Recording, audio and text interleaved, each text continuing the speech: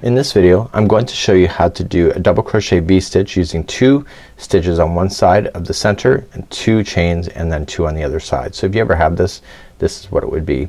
So you can have as many stitches on either side of the center point. So we're just gonna apply 2 double crochets first into the stitch that it would tell you to, and then you would apply 2 chains and then 2 double crochets on the other side into the exact same chain or same stitch to provide that. So you can see it's kind of opening up like that. So you can apply this as many times as you need to in your pattern, and just it looks really awesome when you do it. And then you can play within those gapping spaces. Whenever I'm designing, I use stuff like this in order to get myself back in balance, and it's just a really neat way of doing it. So this is 2 double crochets with the V-stitch with the chain 2 in the middle. So that's how you do that today.